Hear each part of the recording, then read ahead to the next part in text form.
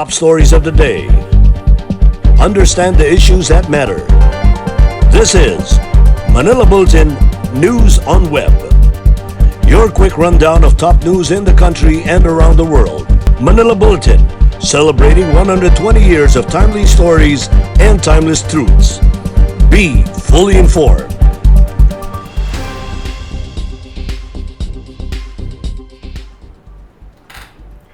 Hi, I'm Pam Rances. This is MB Now, and here are your news on web.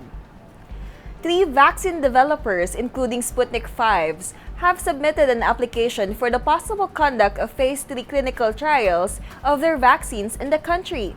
First to submit among the 3 developers was the Gamaleya Research Institute of Epidemiology and Microbiology, who developed the Russian vaccine Sputnik V. Second was the Janssen Pharmaceutical Companies of Johnson & Johnson, and third is the Sinovac Biotech from China. Department of Science and Technology Philippine Council for Health Research and Development Executive Director Dr. Jaime Montoya said Sinovac Biotech has submitted complete documents to the Food and Drug Administration. For the Sputnik V, Montoya said that there is a second round of evaluation. Montoya said that Janssen Pharmaceutical Companies of Johnson & Johnson have not completed their documents. The Department of Health had earlier said all candidate vaccines must undergo a regulatory process before it can be tested in the country.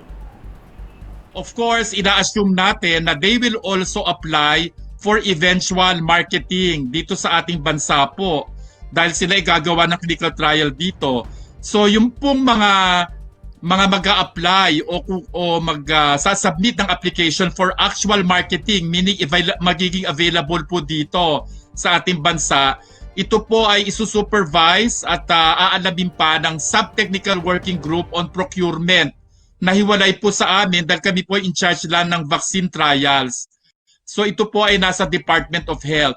So malalaan lang po yung final list kung sino po talaga dito ang magiging available. Depende po kung sino po sa kanila ang magkakaroon ng successful Phase 3 clinical trials at maaprubahan po ng ating Food and Drug Administration.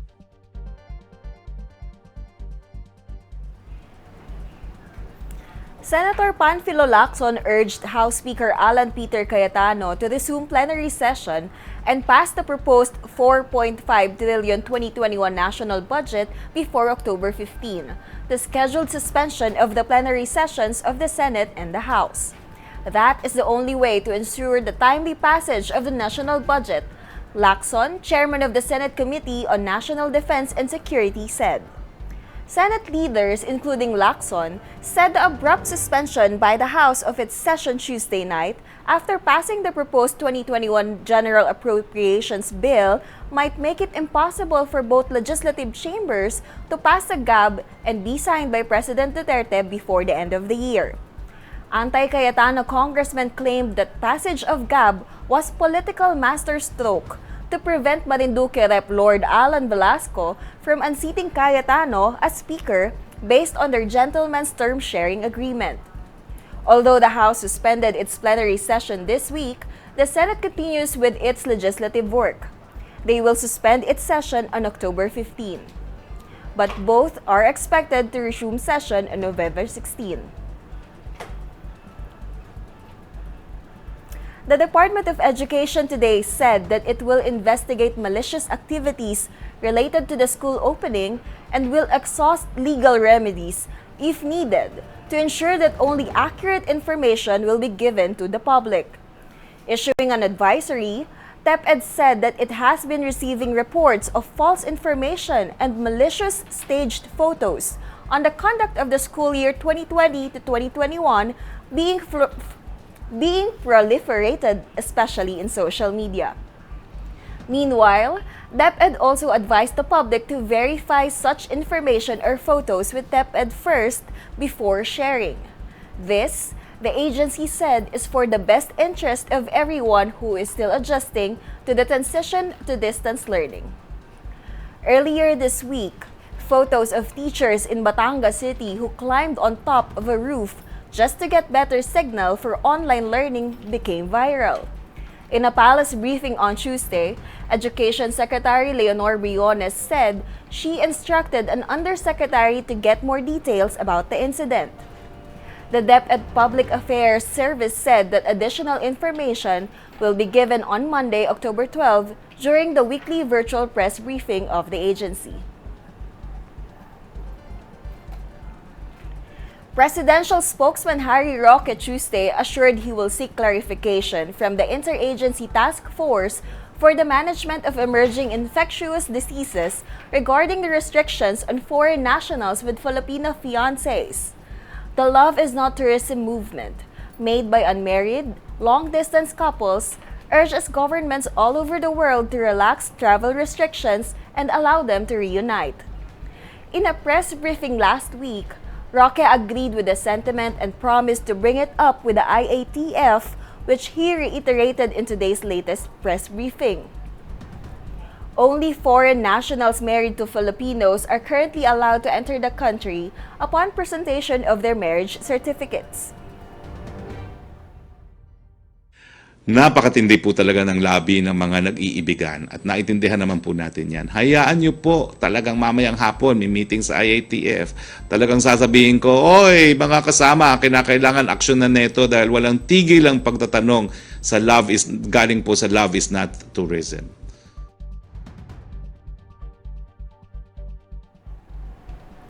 In Metro News, Santolan Station Fire halts LRT2 operations. MMDA collects 5 truckloads of water hyacinths daily since the start of rainy season. And Manila unveils newly rehabilitated Anda Circle. More from this report.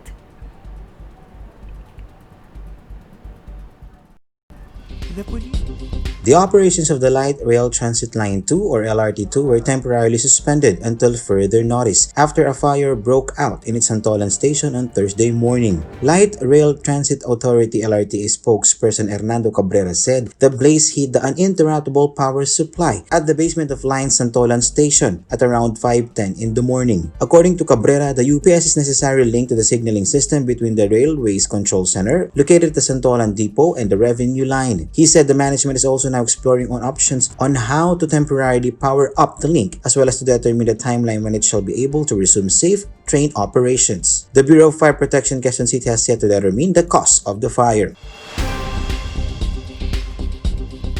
Since the start of the rainy season, the Metropolitan Manila Development Authority or MMDA collects 5 truckloads of water hyacinth every day from the Pasig River. Recently, the MMDA indefinitely suspended operations of the Pasig River ferry service due to the volume of water hyacinths present on the river. Assistant Secretary and MMDA spokesperson Celine Pialago said Pasig River is 27 kilometers long. The agency uses truss skimmer, truss boat, truss trap, and arm backhoe to collect the water hyacinths blocking the river. Water hyacinths sometimes cause the wreckage of the propellers of ferry boats. The Manila City Government officially unveiled the newly rehabilitated Anda Circle in the roundabout at the boundary of Intramuros and Port area Wednesday night. The historical monument was spruced up with fresh paints, multicolored lights, and a fountain. The multicolored, multi-pattern fountain was installed in a 34-meter diameter pool. It features a variety of jets and nozzles and is powered by numerous submersible pumps. A total of 222 RGB LED lamps light up the water in various colors. Manila Mayor Francisco Escobar Dumagoso earlier said pedestrian lanes going to monument will be placed so visitors can safely walk and take pictures there. Dumagoso said the city government only used donations from private companies to revive the historical monument. Here are the top news in other parts of the country. 47.6 million worth of shabu seized in Batangas bypass operation. Wooden-hulled boats still allowed for Guimaras Iloilo trips. And deaths due to COVID-19 in Davao region surged past 100 mark. More from this report. Santo Tomas, Batangas seized more than 47 million pesos worth of shabu in a bypass operation on Wednesday that also led to the arrest of 4 suspected drug pushers. Arrested were Joey Mordes, Lance Esquivel, Angelo Morales, and John Paul Moico. Seized in the operation were around 7 kilos of shabu, the budol money used by the police in the operation, and a car. Charges for violation of the Comprehensive Dangerous Drugs Act of 2002 or Republic Act No. 9165 are being readied against the suspects while investigation is being conducted to identify the source of the large volume of shabu. The Maritime Industry Authority or Marina 6 in Western Visayas is giving the remaining wooden-hulled boats to operate in the water separating the island of province of Guimaras from Iloilo City until December 31. Marina 6 granted the request of the Jordan Motor Banca Cooperative or JMPC to extend the Certificate of Public Convenience or CPC for wooden-hulled boats traversing the route between Jordan Town, Guimaras and Iloilo City. According to Marina 6 Director Jose Venancio Vero Jr., the extension of JMPC CPC was approved immediately as the procurement of fiberglass vessels was delayed due to the coronavirus disease pandemic. The government has long been calling for the scrapping of the wooden-hulled boats, but it was only prioritized after the August 3, 2019 sea tragedy where 31 people died. The number of deaths due to coronavirus disease in Davao region has surpassed the 100 mark after 2 more deaths were recorded in Davao City on Tuesday. Based on the Department of Health's COVID-19 Regional Case Bulletin, the total number of recorded deaths in the region was at 101. Meanwhile, 47 new cases of COVID-19 were recorded in the region, bringing the total number of recorded cases to 3,337 and the active cases to 622. The DOH also recorded 54 recoveries. In world news, Russia evacuates thousands as munitions explode in fire. Hurricane Delta lashes Mexico's Caribbean coast. And teenager becomes Finland's prime minister for a day. Let's watch this report. Russia evacuated more than 2,000 people from nearby villages after a wildfire set of explosions at a munition depot in the Ryazan region southeast of Moscow on Wednesday, officials said. More than 400 firefighters were battling into the evening to extinguish a blaze that broke out at the depot, the authorities saying 5 people were injured but no one died. The fire was sparked by a wildfire in the dry grass nearby, the Emergencies Ministry said, causing munitions to explode continuously. The investigative committee said it had opened a criminal probe into the potential breaches of rules on handling weapons.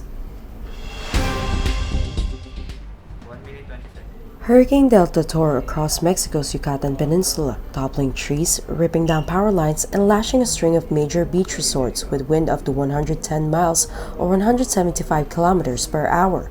There were widespread power outages after Delta slammed into the country's Caribbean coast as a Category 2 storm, having lost some of its earlier strength. But the region appeared to have escaped major destruction, and there were no reports of deaths as the storm headed out into the Gulf of Mexico, churning towards the U.S. Gulf Coast.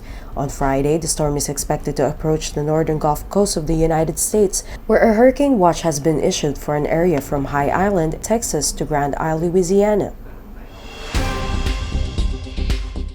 Finnish Prime Minister Sanna Marin faced a quieter day than usual on for a day after handing power to a 16-year-old as part of a campaign to promote girls' rights.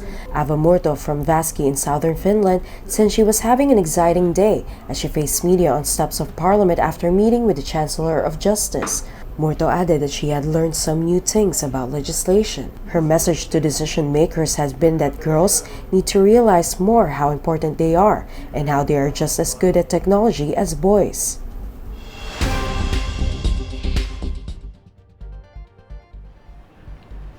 In entertainment, Korean actor Yoon Bin, star of the hit K-dramas Crash Landing on You and My Name is Kim Sam-soon, thanked fans for greeting him on his birthday and making donations.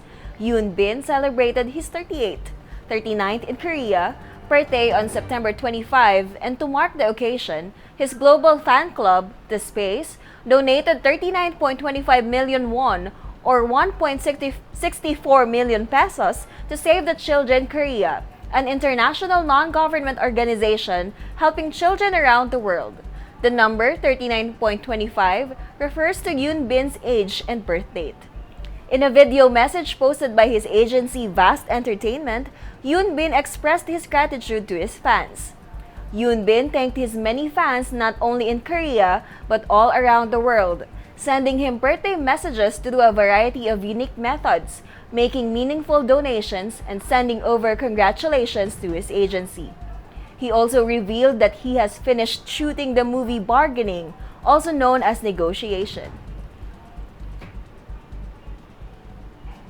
In sports, Alex Ayala seeks to inch closer to her second Grand Slam title when she tangles with Linda Noskova of Czech Republic Thursday night in the quarterfinals of the French Open Juniors. The second-seeded Ayala rose from a second-set hiccup and edged Spain's Leire Romero Gormaz 6-1, 4-6, 6-1 for a spot in the final 8. Her best Grand Slam singles performance after a third-round finish at the 2020 Australian Open in January. Ayala's feat has so far matched the second-best performance of a Filipino at the Grand Slam singles courtesy of Jason Patumbon, who made it to the quarters of the 2011 Australian Open boys singles. Felix Barrientos, who is currently the best-performing Filipino at the Grand Slam singles, after making into the semifinals of the 1985 Wimbledon boys singles. Ayala and Noskova, both 15, have never met on court, although the PH bet holds an advantage in terms of ranking. Ayala is currently number 4 in the International Tennis Federation Juniors, while Noskova is at a career-high number 33. And for our special story, philanthropist businessman Don Emilio T. Yap was bestowed the International Chamber of Commerce of the Philippines Global Excellence Posthumous Award for his remarkable contributions to various major Philippine industries that are worthy of emulation by other Filipinos. The award was received by his grandson, Manila Bulletin Publishing Corporation President and Vice Chairman Dr. Emilio Yap III at the 46th Philippine Business Conference and Expo, the largest annual business gathering in the country by the Philippine Chamber of Commerce and Industry. This year's PBC was held virtually for the first time due to the pandemic. Yap was cited for his remarkable contributions to several of Philippines' major business industries and drivers of growth and development, including shipping, publishing, pharmacy banking, and finance, tourism, and education, among others. The citation reads, his professional and altruistic contribution as a businessman and philanthropist whose values and generosity touched the lives of many Filipinos and served as an inspiration ideal for fellow business Filipinos to espouse. Other awards at the opening of the 46th PBC went to PCCI Chairman Emeritus Francis Chua, who received the Presidential Excellence Award for his unwavering efforts to support PCCI programs and initiatives. Awards were also given to San Miguel Corporation Andrew Tan, Group of Companies, and National Grid Corporation of the Philippines. Miss Maritime Corporation and President Edgardo G. Lacson also received the ICCP Global Excellence Award. Businessman Dr. Alfonso C. was also awarded the ICCP Global Excellence Posthumous Award for his contributions in multiple sectors, especially in the manufacturing sector in the exports of products for the fishing industry. And those are the news on web today, October 8, 2020. It's 78 days before Christmas. For more news and details, get your copy of Manila Bulletin newspaper tomorrow or log on to www.mb.com.ph. You may also subscribe to our newsletter through the link on this video's caption.